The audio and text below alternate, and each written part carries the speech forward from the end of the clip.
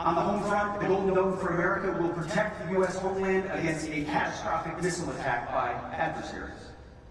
We will strengthen missile defenses for the U.S. homeland as we look for ways to improve regional missile defenses right here in the Indo-Pacific. We're also using regional integrated air and missile defense, and we're deploying several key missile defense technologies and data sharing partnerships with Japan and Australia, leveraging America's best-in-class technologies to strengthen regional air and missile defense architectures. Second, we're supporting allies and partners as they strengthen their own defense capabilities and capacity. We want to empower you as partners, not dependents, to work more capably with the United States. We're working to rapidly deliver the kinds of off-the-shelf, innovative, autonomous systems for which the American defense industry is renowned. It's why the Department partnered with U.S. industry to launch the Maritime Security Consortium.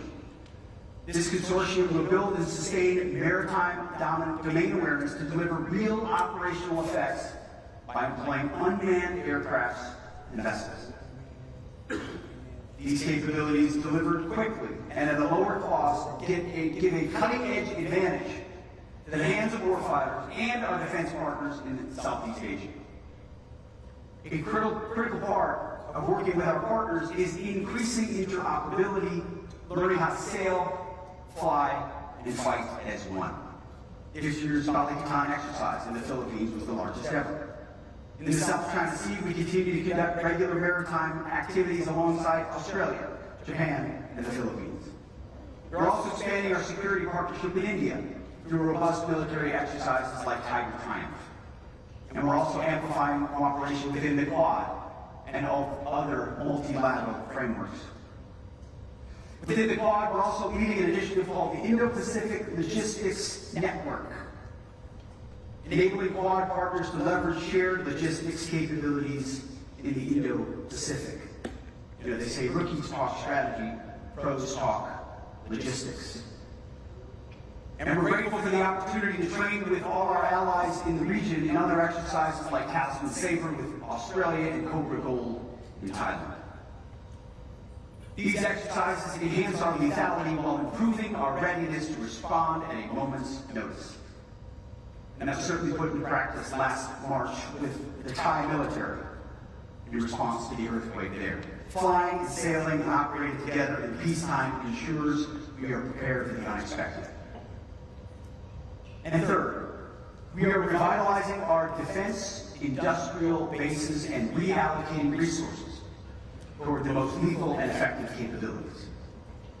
We're doing this because the success of the warfighters requires it. It's one thing for an adversary to see multinational forces operating together in exercises. It's another thing entirely for that same country to see an integrated defense industrial base supporting those forces and standing ready to keep them in the fight.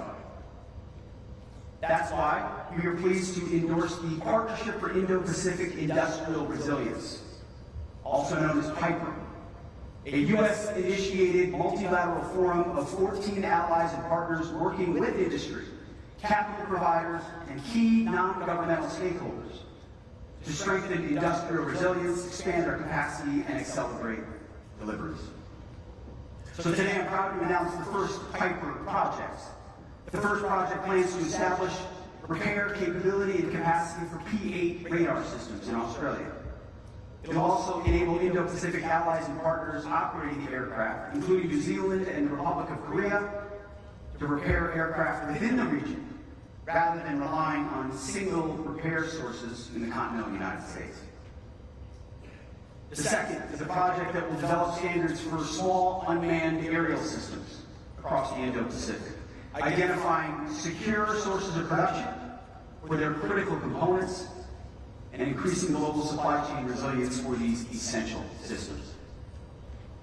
Similarly, we are working through our regional sustainment framework to do things like expand existing contracts for U.S. Army watercraft repair. The goal of this initiative is to bring in more providers and expand existing repair capability more broadly across the Indo-Pacific. We'll also use our allies' world-class ship repair capabilities to enhance the U.S. Navy's operational effectiveness to save taxpayers money. These moves will strengthen regional resiliency by increasing access to repair capabilities in theater and reducing dependency on faraway supply chains. We're deepening our cooperation with Australia's guided weapons and explosive ordnance enterprise with historic momentum and purpose. This work secures our technological edge and makes our munitions supply chains resilient.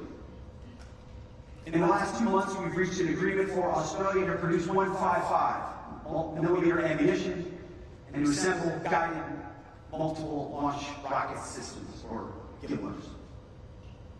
These steps enhance our readiness and facilitate upgrades to our collective defense industrial base. And we're working with India to co-produce equipment needed to deter aggression. And this includes negotiating an agreement to bring our industrial bases ever closer.